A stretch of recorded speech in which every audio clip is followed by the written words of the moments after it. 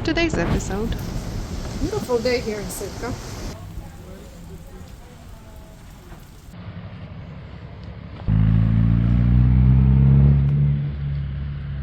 Everybody, welcome on in. We're gonna wait for everybody.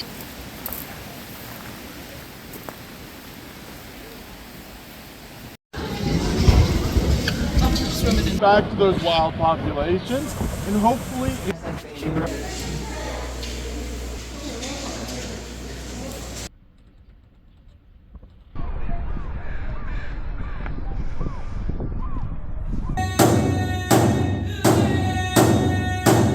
Good morning. I just woke up not long ago, took a shower, and I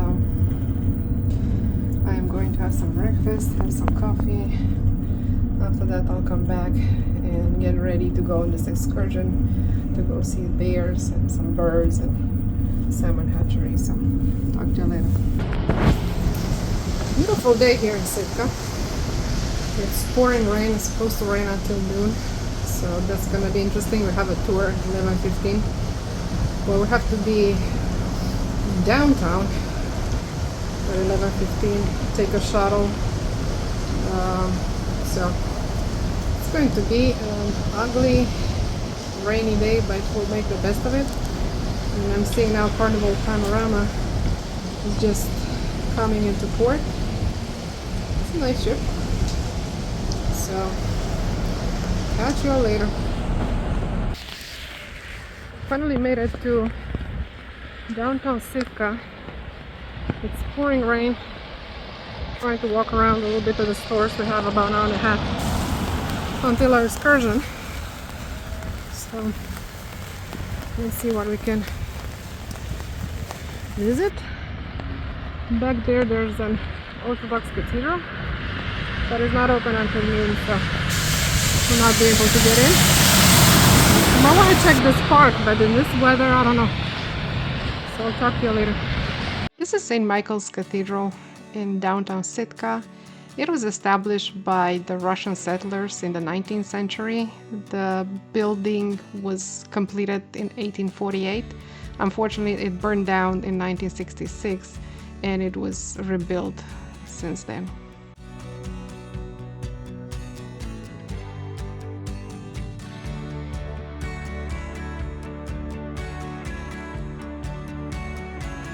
Although I was aware that Alaska has been a Russian territory, I was not really expecting to see still so much influence of the culture. And we could see Russian stores, and on some of our trips we could pass Russian cemeteries. So it was pretty interesting. It was something that I probably wasn't expecting that much. Not to mention the name of the island, which is Bernov. I do have disappointing news for those who liked the movie The Proposal. That movie was not filmed in Sitka.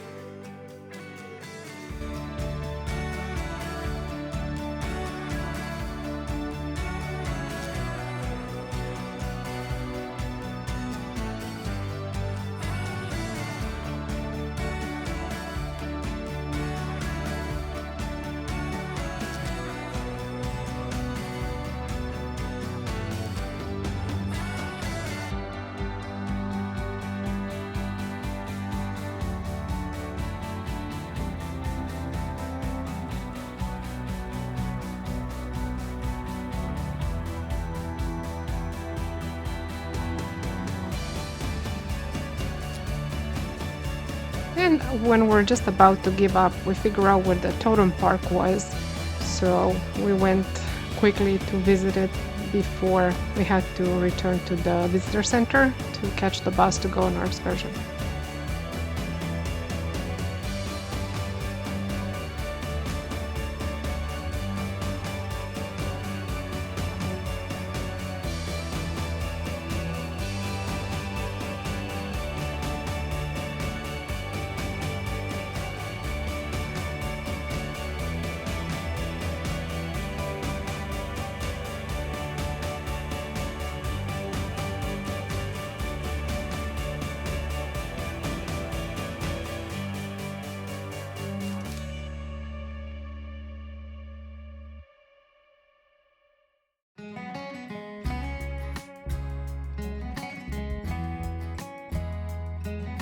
side of so the island that we're on is called Baranov Island, named after Alexander Baranov, who's a Russian captain that I'll tell you about a little bit later.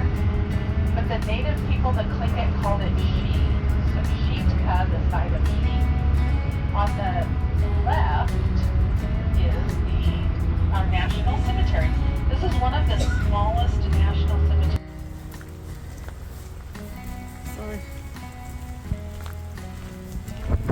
Welcome everyone. We're going to be heading right down this way, follow on the sidewalk, and then head into the black doors up front.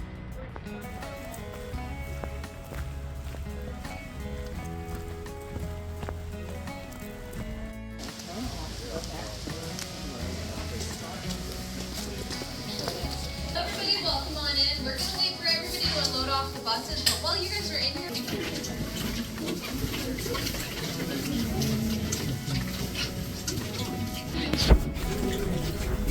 Birds come distributed from all over the state of Alaska. Some are very much and sometimes we have to go by speed.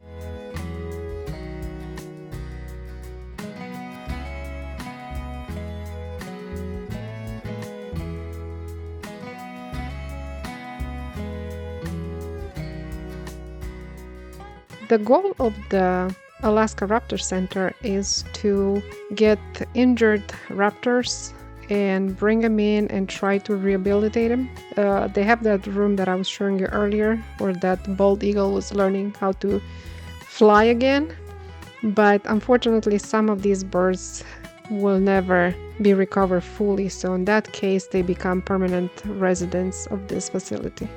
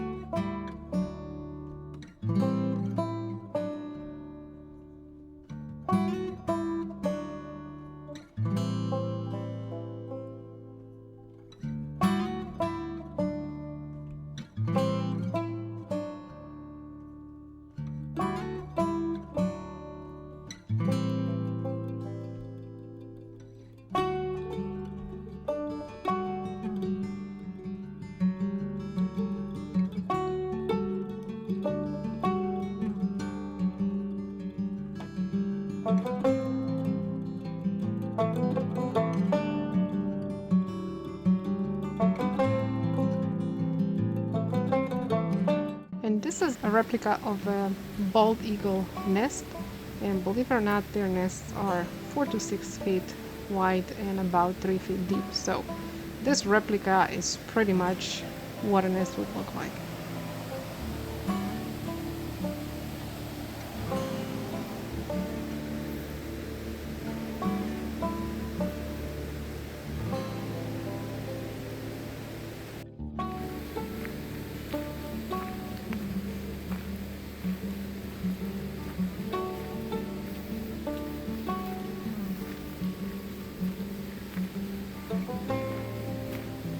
The Bird Rehabilitation Center.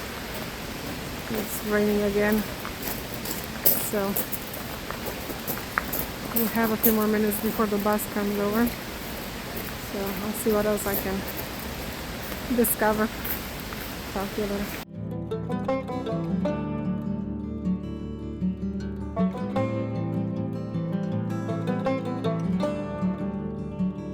Fortress of the Bear is a rescue place. It used to be a water station, and this organization decided to host orphan cubs. Unfortunately, there's a law in Alaska that states that bear cubs that become orphan have to be euthanized because they will not be able to survive in the wild by themselves. So this organization is trying to spare the lives of as many cubs as possible.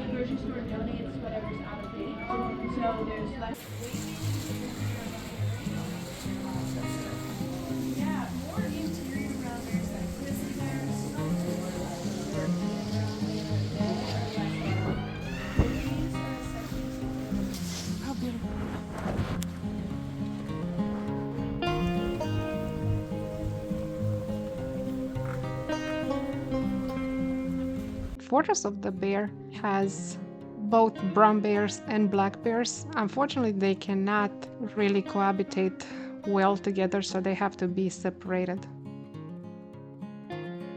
I didn't catch the names of the brown bears, but if you want to know, here are the names of the 3 black bears.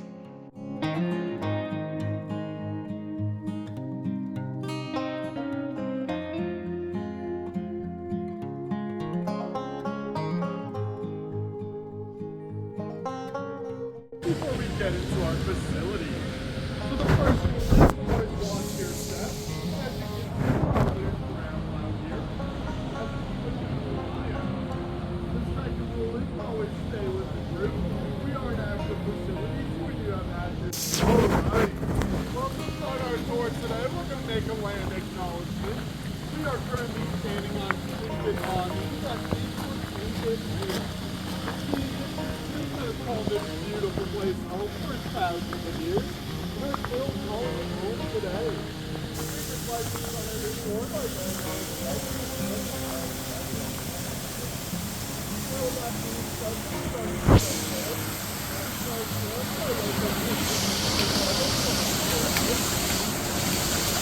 About a very special fish.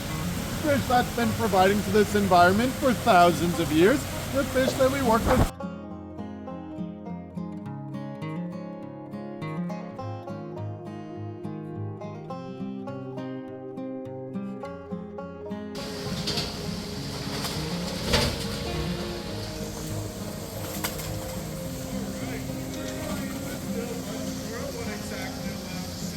coming from the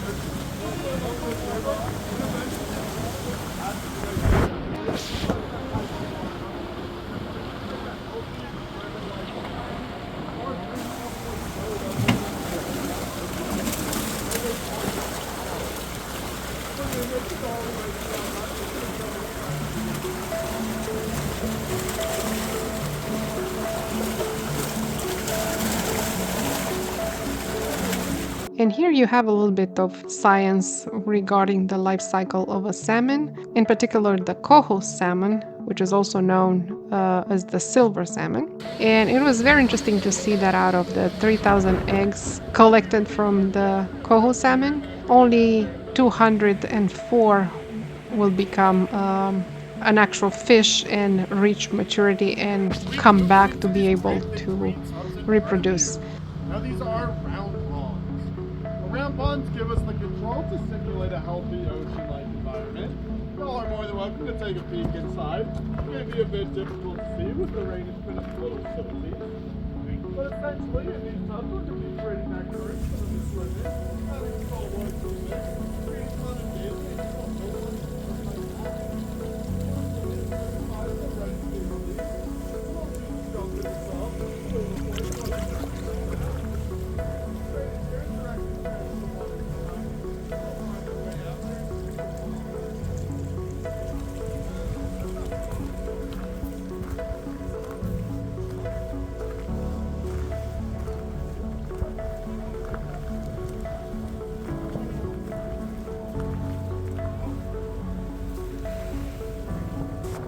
And another interesting fact is that the fish somehow is being released into the ocean, they live their fish life, and then when it's time to lay their eggs, they swim back into this hatchery where they are gathered and fish eggs are collected, and then the fish is actually euthanized, or I don't know if that means it's ending up in the grocery store shelf, but they would die anyway after they lay their eggs. So it is just a practical thing to do, I guess.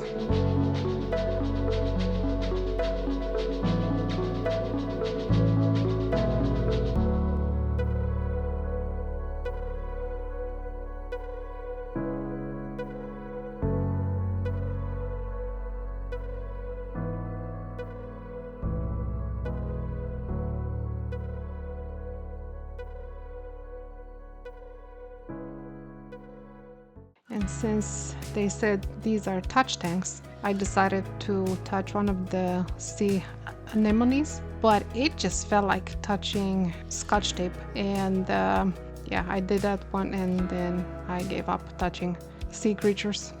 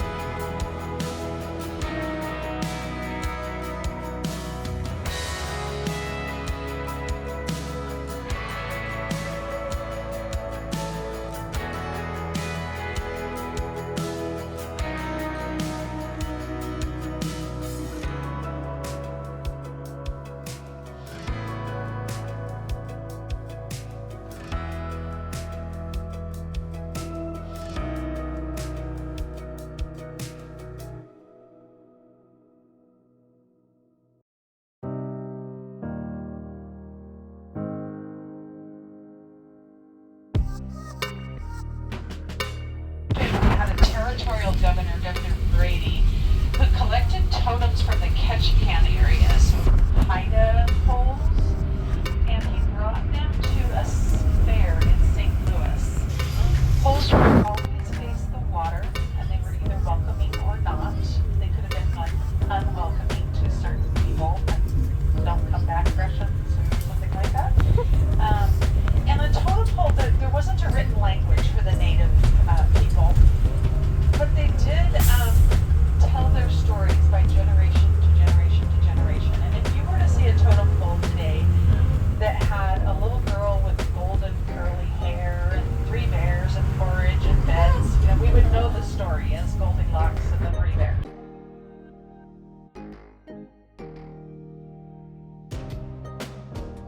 And of course, by the time we made it back to the ship and were about to leave the port, the sun came out. The whole day, or most of the day, we were on our excursion, it rained. But we made a very good decision to wear our waterproof pants and jackets. I have never worn waterproof pants before, and I would definitely recommend them if you go to Alaska, because the weather changes constantly. And especially if you want to go on a longer excursion or on a hike, you will be very uncomfortable if your pants are wet. Good evening. We are about to go to dinner. Today is going to be also the orange party on the boat, which is the main party. On other boats is called, I think, glow party or white party, but Holland America has an orange party. Obviously, I don't have any orange clothes with me. I don't know why it's obvious, but I don't. And I did bring a scarf, so I hope that's gonna be orange enough. Today was a long day. We went on that excursion, walked in the rain, and came back to the ship, ate something, and took a nap. So now we're ready to have some fun. Talk to you later.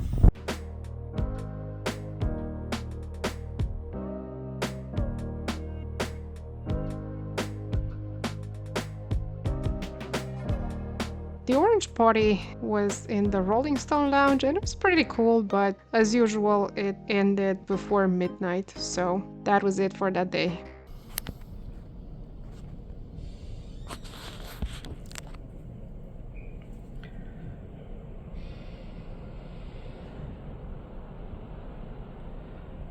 Good morning.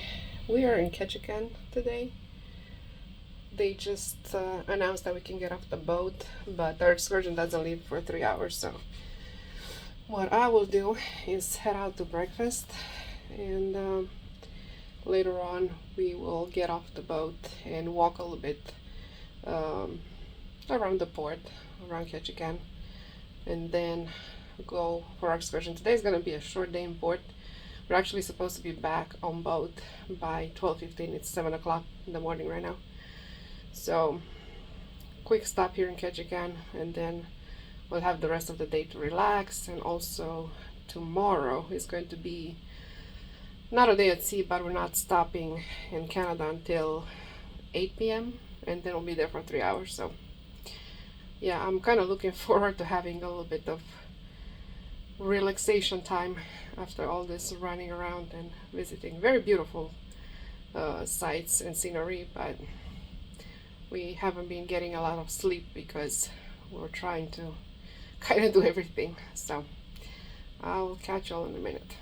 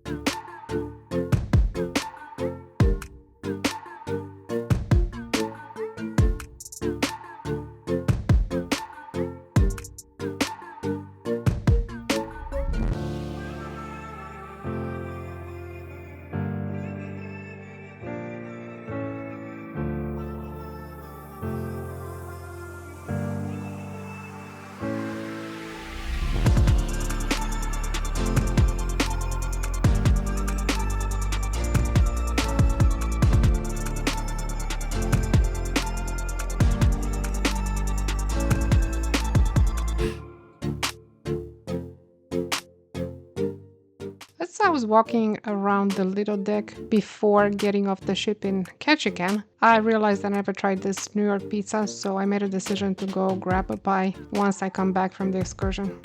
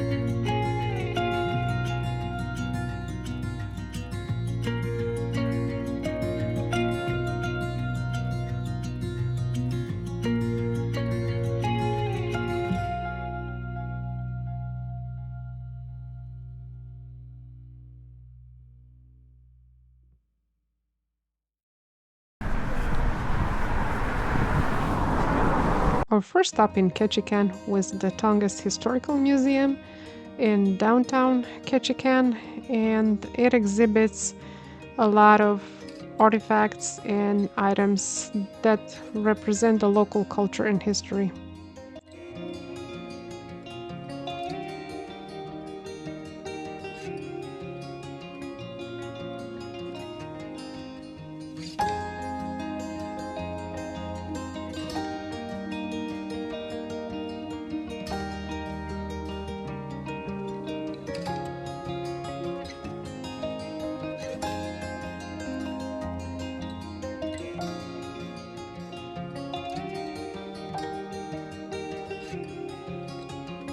The museum is open year-round, every day from 8 a.m. to 5 p.m. It charges a $6 admission fee for adults, but it's free for children 17 and under.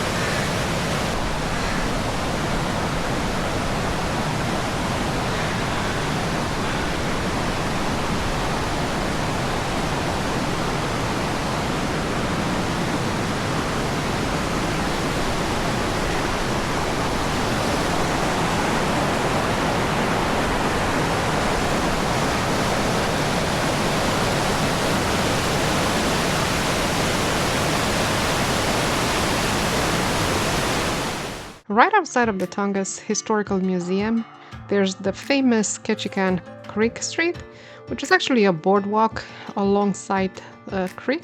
And from there, you can take a funicular or a tram up the hill at Cape Fox Hill. The price of a ticket is $2. Unfortunately, I was afraid I would miss my excursion, so I headed back towards the port.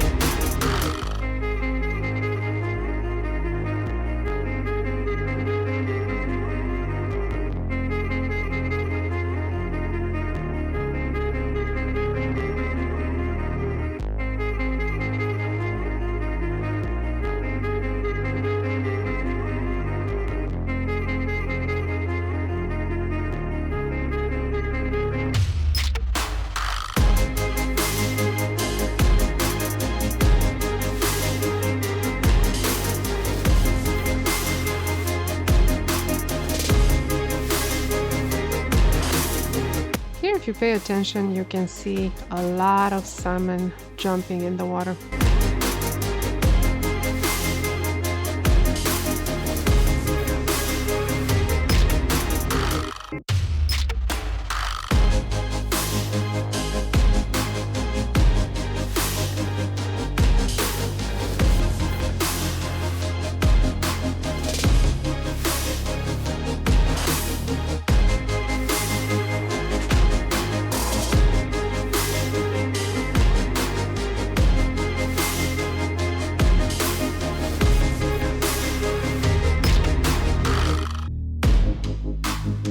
And then it was time to go back to the port to catch the bus for our excursion to the Saxman native village.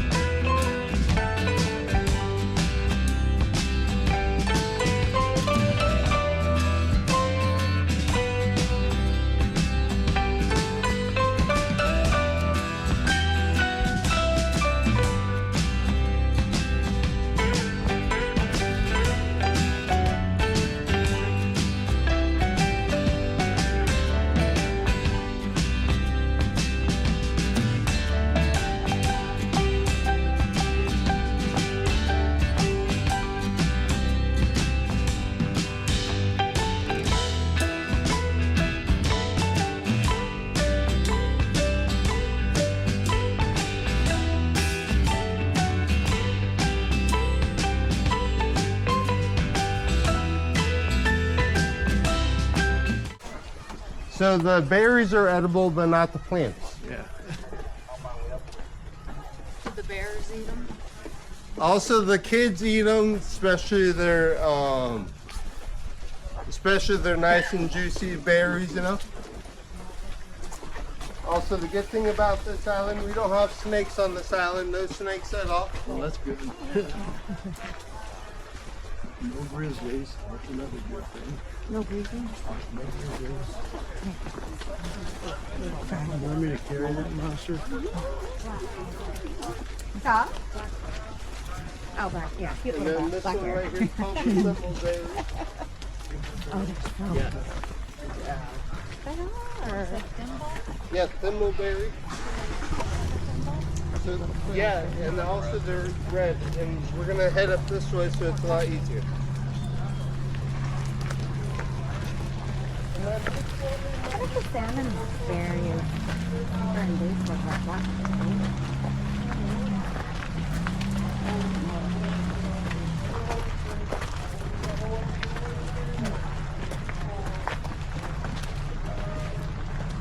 You okay? Yeah, I'm good.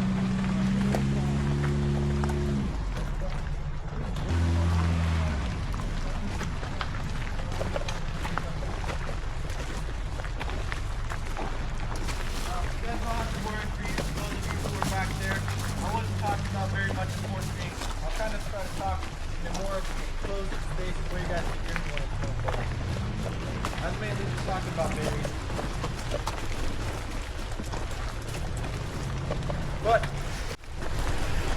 now, I'll teach you a little bit more of the language. Right here, this is what we call a kutia. Now, if you guys can repeat after me, kutia. Kutia. Katia. All right, kutia. Katia. Kutia means marker or landmarker. Now, the reason for that is because this is what we call the Beaver House Memorial Pole, or a house pole. What this does is it kind of acts as our address. So as you guys have numbers now, we used to have these. Now, let's show the clans that live here, which is the Beaver, Eagle, Halibut people. And so the way they would read it is from the top to the bottom. And the way it tells Beaver is because of the crosshatched tail and the buck teeth. And then you have the eagle in the middle. The way it tells eagle and not raven is because of the beak. The beak does curve down. And then on the very bottom you see that there is a halibut, and the way you can tell it's a halibut and not any other fish is because there are two eyes that are on top of his head. Now when the two eyes that are on top of his head. So after a brief introduction, we're invited inside the clan house to watch a traditional dance. Behind me in the spring when he exit the building. Now the way you can tell it's a beaver is by its crosshatched tail, its teeth, and a beaver usually holds a stick in its hands or in its mouth. In this case, both. Right now you're standing in one of the largest clan houses built in the state of Alaska. Around 75 feet long, 50 feet wide, and 30 feet high. This may have entirely Western red cedar, with the two exceptions of the stepping blocks, which may have yellow cedar, and the support beams, which go throughout the whole clan house, which may have Sitka spruce. Now when you walk in, there are a few things you may have noticed. One of them being is that the floorboards are a little loose. This is because we try to build as traditional as possible.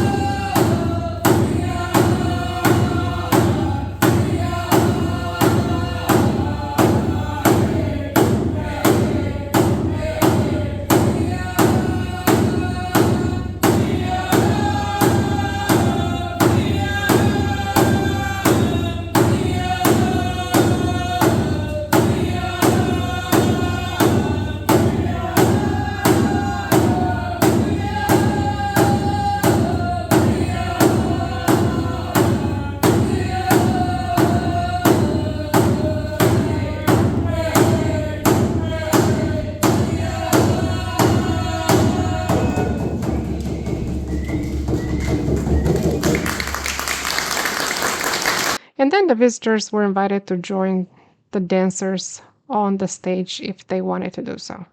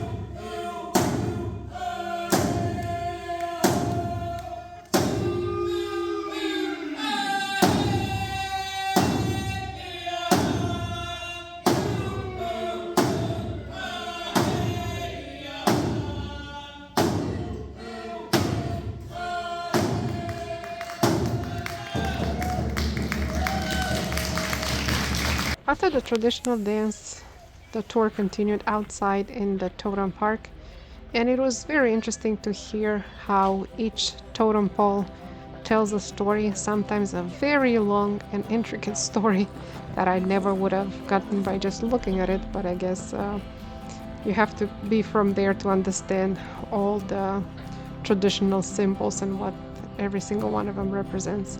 I would definitely recommend that you go and visit. This is a great place.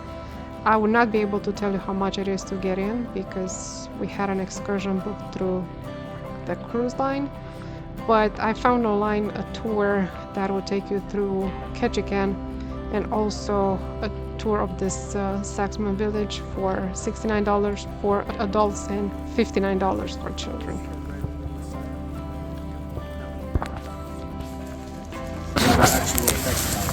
Oh wow!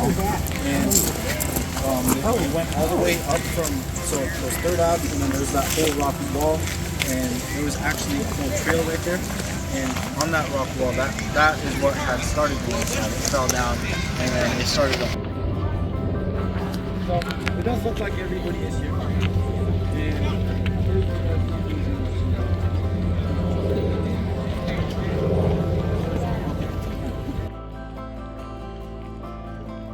The next stop was the totem pole carving shed, and it was fascinating to hear about the process and that it takes up to a month for each foot of a totem pole being carved, and some of them are as tall as 40 feet.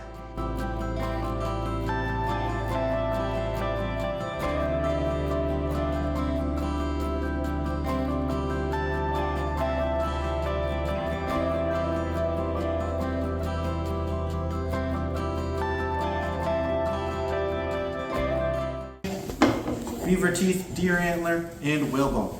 Now those are just a couple examples. I don't have those here today, but the jade, if you'd like to get a picture, is right here.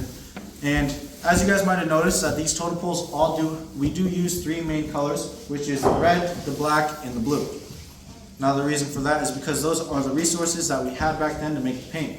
Yellow is a little bit more modern, and then we also have white, which is we'd use shells for, and then the red would be iron oxide, and then the blue would be copper oxide, and the black would be charcoal or coal. Now you might notice that this is in a nice fine powder. The reason for that is because the way that we made the paint back then is we'd grind it up into a nice fine powder, and the women of the village would actually make the paint. What they'd do is they'd take a handful of raw salmon eggs, they'd throw it in their mouth, and they would actually chew it up for a little bit, swish it around, and mix it in with their saliva. And after they do that, they spit it into the bowl with clenched teeth, so then no eggshells or pulp get into it, and they would stir it up, and that is how one of the first oil-based paints were made. For some reason though, the women of the village don't like to do that no more. So it does force the carvers to go down to the local hardware store and get some custom made. Pole and where we're going to put the totem pole, and we have an A-frame by that, and we tie 5 different ropes up at the top of the totem pole, and we would actually hoist it up at the beat of the drum. There would be 3 in the back and 2 in the front to stabilize, and as it is getting hoisted up at the beat of the drum, the carvers would dance to the beat of the drum with their regalia and their tool belt, and after that, after it is fully put up, that is when the head carver would tell the story or significance of the pole.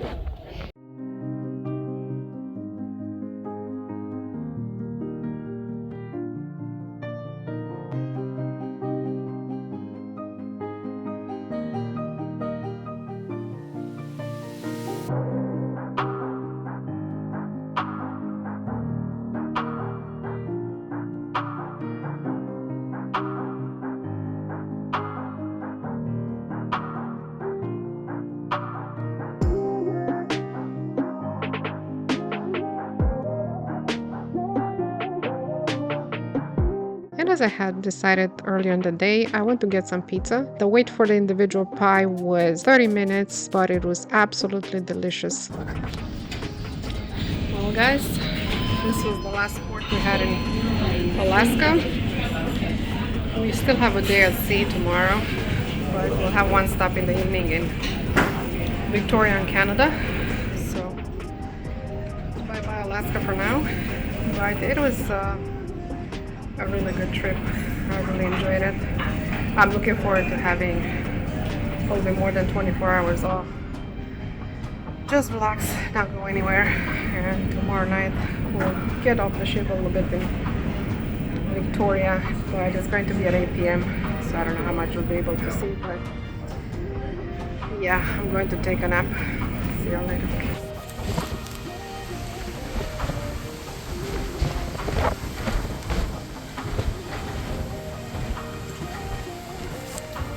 When we booked our cruise, we were given a free specialty dining voucher, so we decided to go to the Tamarind, and the food was excellent. Hey guys, the 6th day of the cruise is over.